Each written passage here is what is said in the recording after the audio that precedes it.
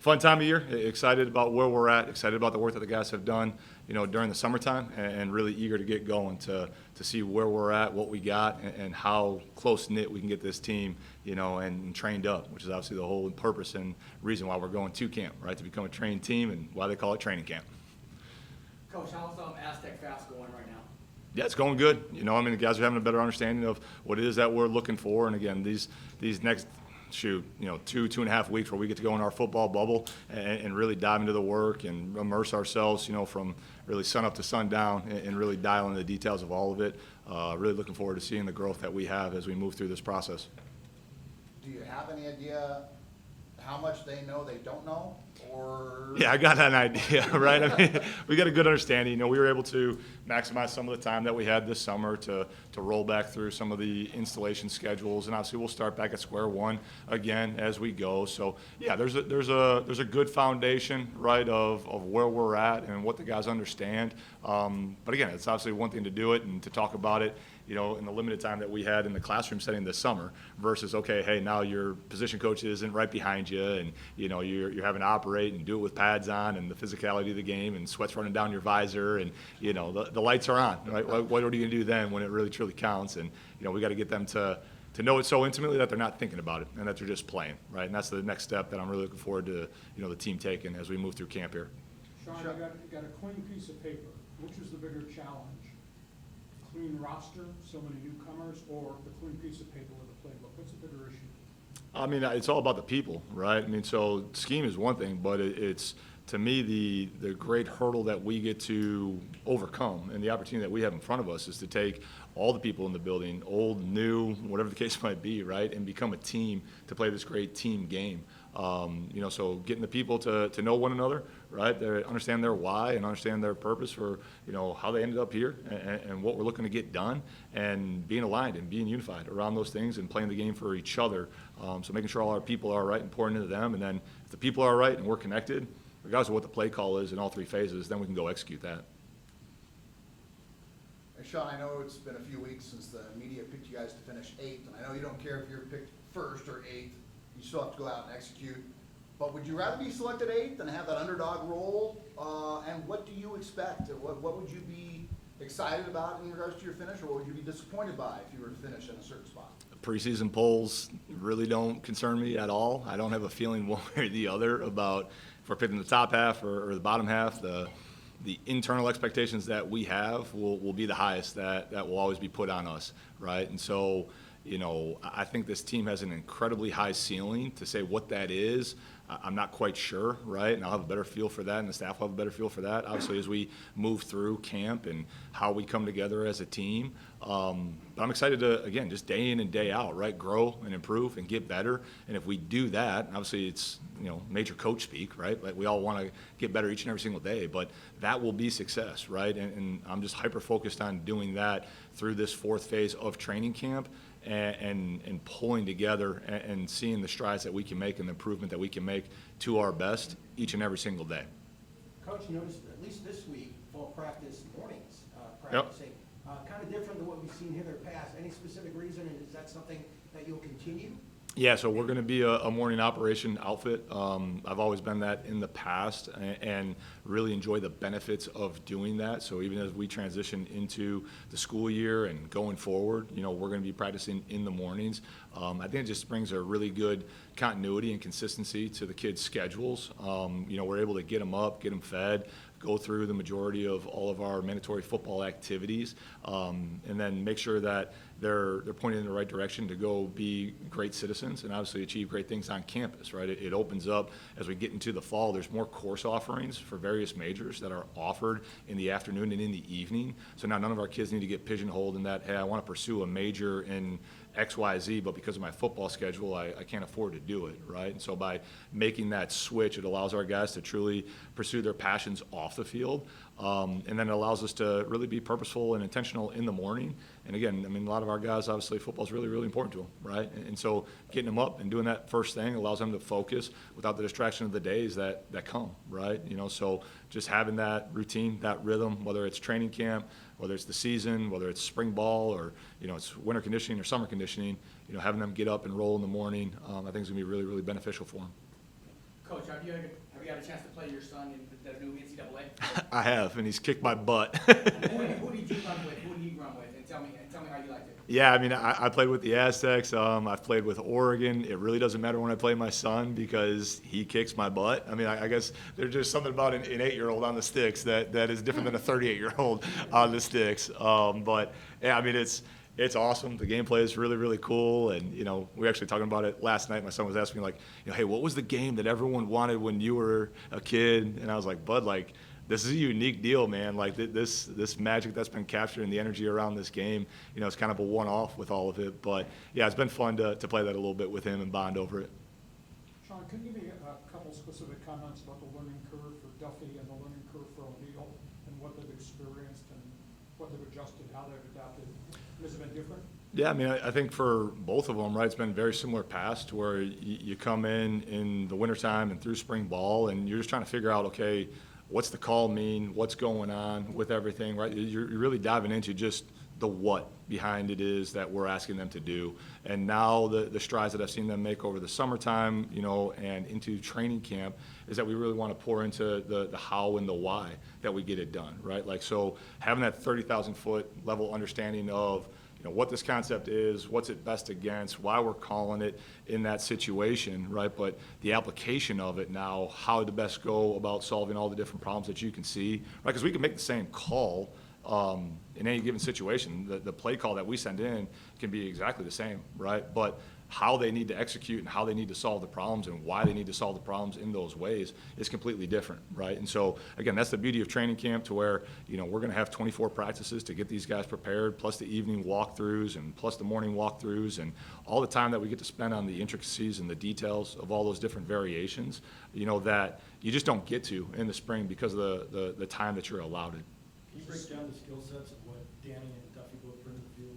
Yeah, I mean, they're both very, very similar kids, right? We don't want to bring in guys that are vastly different to where that if, one goes down, that you have to completely alter what it is that you're looking to do, right? So they're both incredibly hard workers. They're both gym rats, right? Like they love the process, the day-to-day of attacking the weight room and going about that the right way, spending time in the meeting room. They're really smart, and their football IQ is pretty high for relative to where they are in their journeys. They both have really good hand talent. They're really accurate. I feel like they're getting better with each time that they go out and feeling the speed of our wide receivers and feeling the speed of the game and understanding what's open to be better anticipatory throwers with what they're going to do.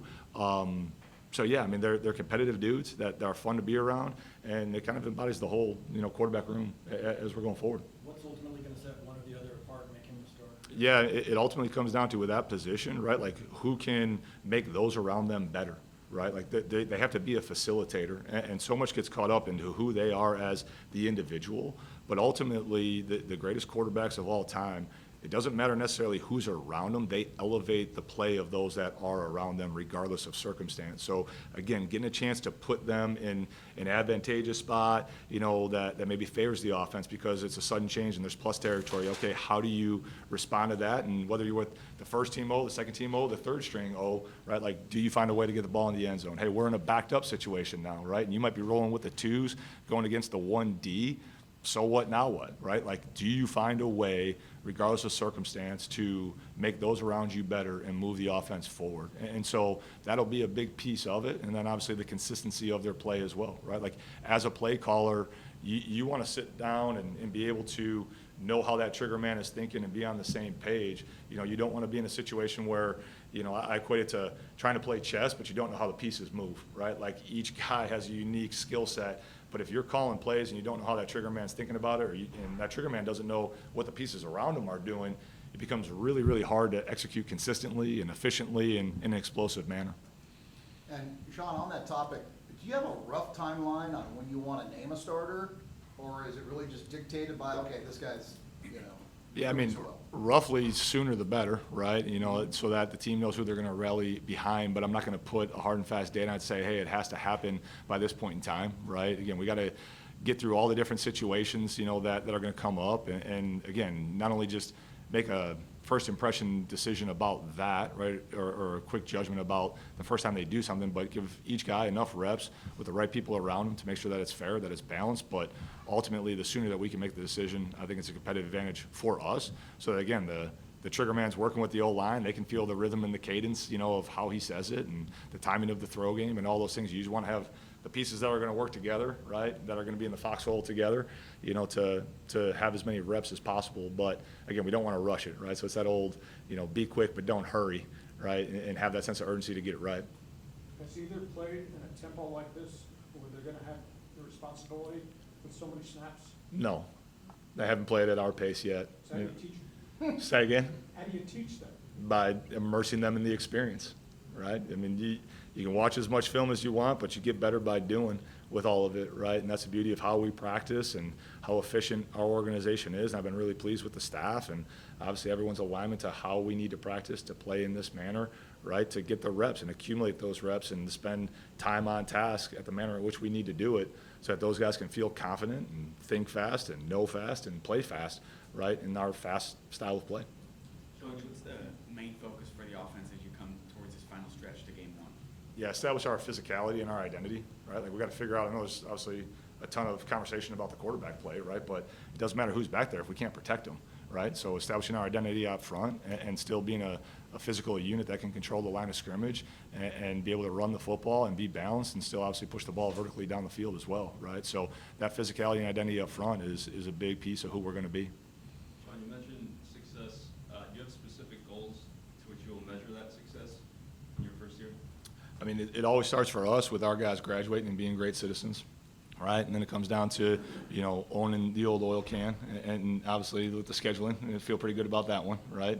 And then, win the Mountain West and get an opportunity to compete and win games in the college football playoff, right? Like, those are the goals year in and year out that we lay forward, right? Those are the results that we're chasing, right? But making sure that we're measuring success again on a day-to-day basis, right? Like, those are a lot of things that we can influence, by our behaviors day in and day out. But I want to focus on our daily habits and our daily discipline so that we can achieve those end game goals, right, by how we're going about what we're doing. And again, that goes back to just improving and competing with a relentless focus and relentless effort each and every single day.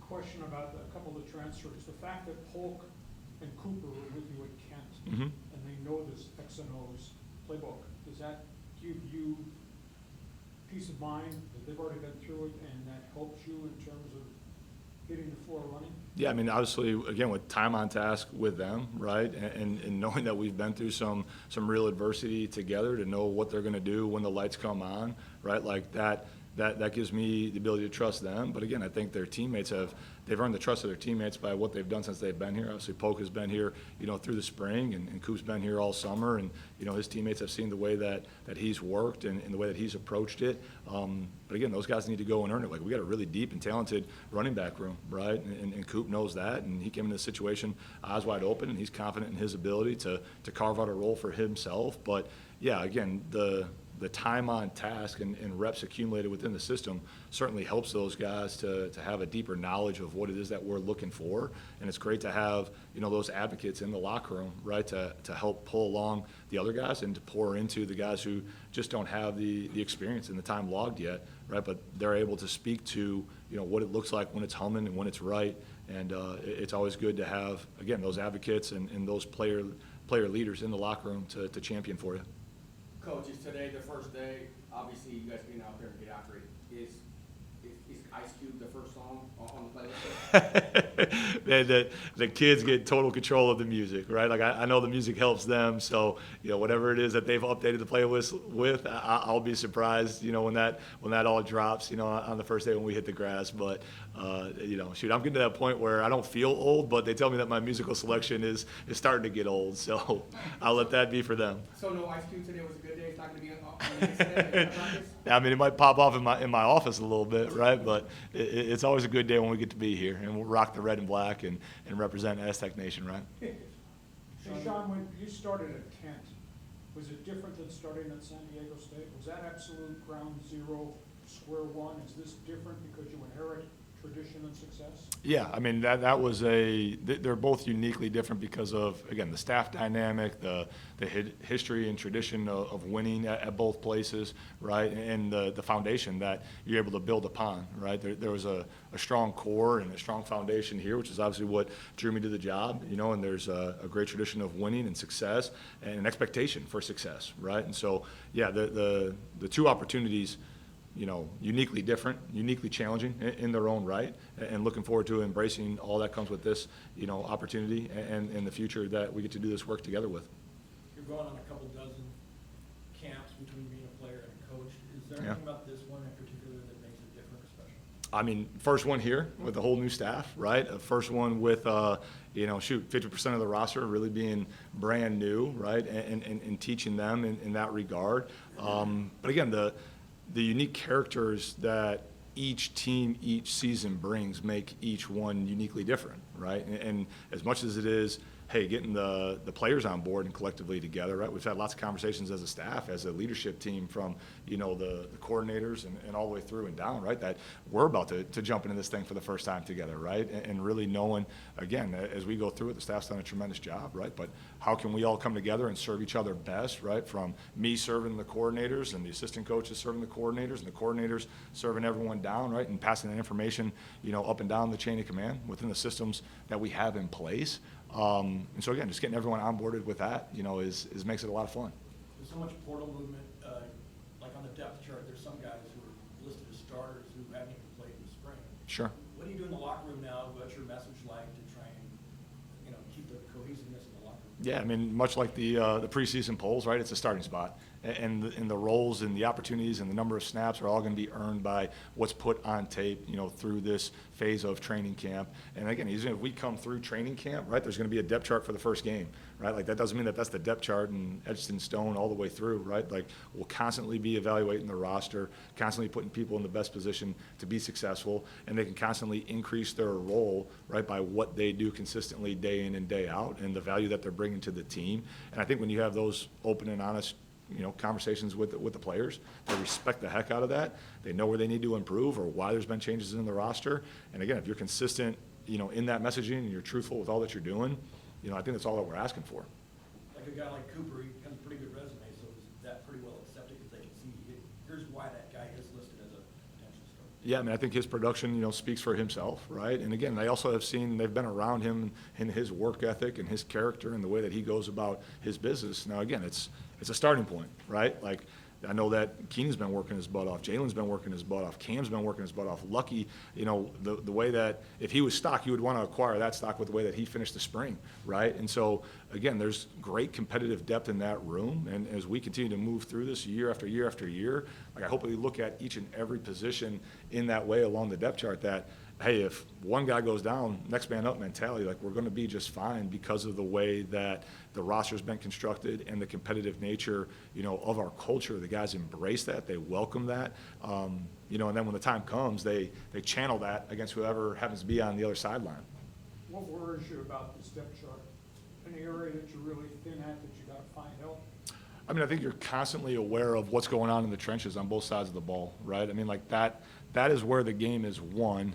And again, just knowing that there's not a ton of big humans in this whole world, right? So the ability to, lean on our player development and what Coach Sobel and his staff have done and some of the size and strength gains that have been made over the course of the summer. I'm looking forward to the guys taking that new size and that new strength and how they can apply it, right, in a game-like setting through practice.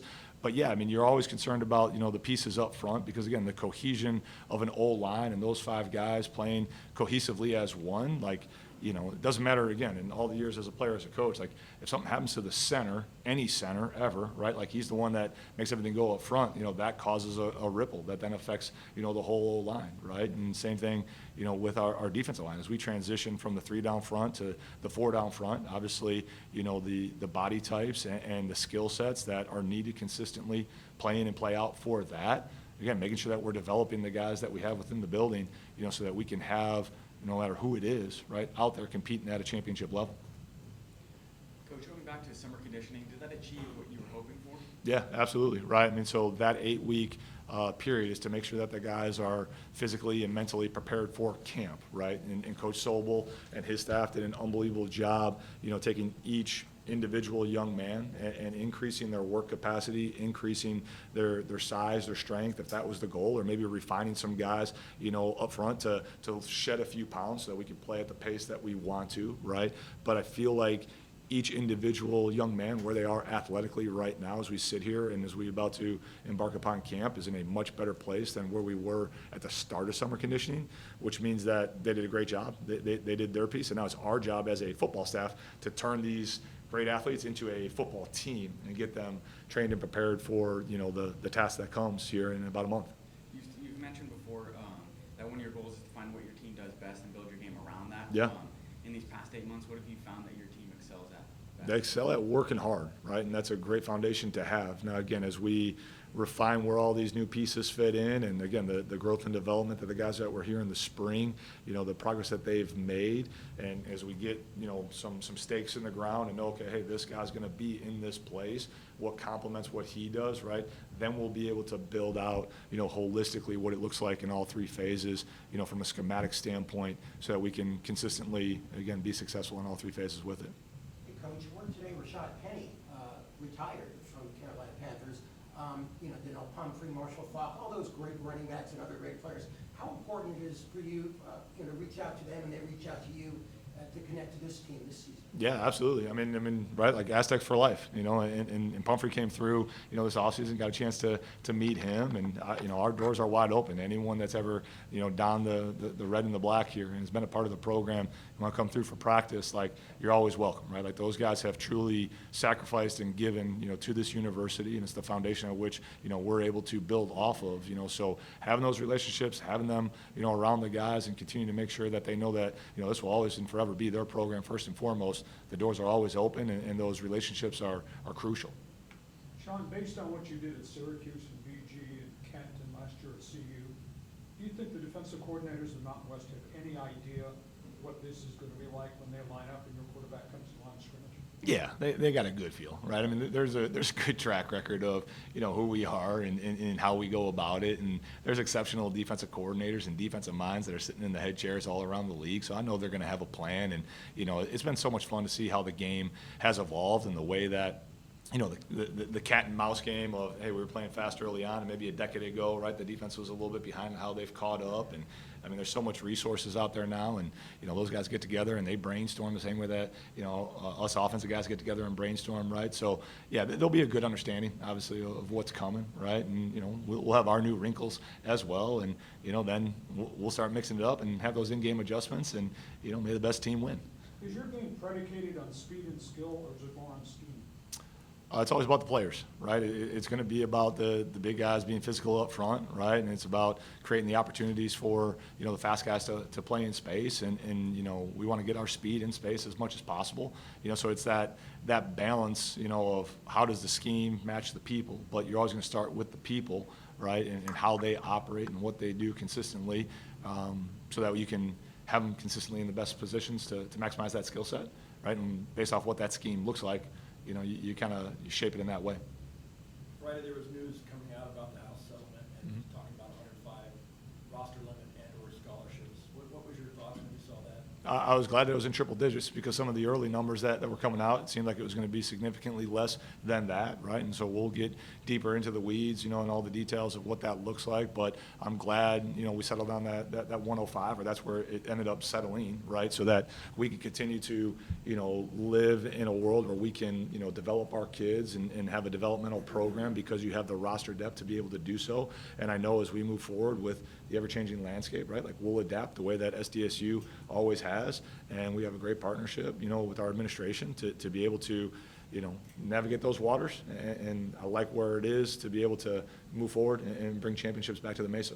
Will there be challenges, though, from a financial standpoint, some of the schools that have more wherewithal than, say, Group of 5 schools? I'm sure there'll be a ripple effect with it all, right? But I mean, we're kind of seeing some of that right now, to where even though it's 85 scholarships, there's a collection of schools that are able to put guys, not necessarily on scholarship, but they're not paying their way. So we have felt that already, right? And the all the changes that have been made in such a short period of time, we're really not going to know the ramifications of what all that looks like for many years down the road, right? But yeah, there'll be a trickle effect with it.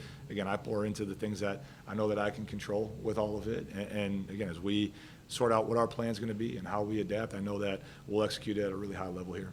You ever see them do something that benefits the smaller schools more than the bigger schools? Not very rarely. What's your roster size, and do you have a walk-on number We have 115 coming to camp, right? 30 walk-on right now. in addition to 115, and that's part of it? That's a part of. So 85 scholarship, 30 walk-on for a total of 115.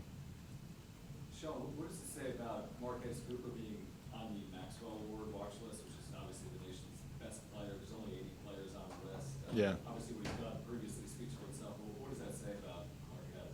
Yeah, I mean, just his consistency, right? Like, I think consistency is probably the greatest compliment that you can get. And obviously that watch list speaks to not only, what you've done in between the white lines, but how you've carried yourself outside of it as well. And so, he's an exceptional player. He's an exceptional young man, for him to come in and, he earned a very significant role as a true freshman for us at Kent, and everywhere that he's been, he's found a way to have success. And so just, man, his consistency and how he prepares his body, how he's able to take care of himself, right? Like, to have the production that he's had, you've had to, carve out a role, create opportunities, stay healthy, right, all the way through it. And it just speaks to, his resolve, his toughness, and really the embodiment of what we're building. Anything else for Coach? What have you noticed from this group of seniors as far as leadership goes? Yeah, they're eager to grow, right? Like they want to know the why behind the things that we are asking to do, right? And then you've really started to see probably the second half of the summer, guys kind of emerging and having the courage to step up and hold their teammates accountable, right? I think it's a funny thing right now to where, in this society, it's like, hey, we're friends and we're boys, right, outside the locker room and obviously outside the white lines, but do you have the courage to hold a teammate accountable and be a great teammate, right? And that's just not something that comes very natural to many guys in this day and age right now, right? And so it's been cool to see, the guys who are in their last year of eligibility, right, the Mekhi Shaws of the world that understand, and they see the sand kind of running through the hourglass, right? There's a greater sense of urgency for those guys that, they kind of put the feelings aside and they're loyal to our cultural standards and they're loyal to knowing what winning requires, and then holding others to that standard has been pretty neat to see.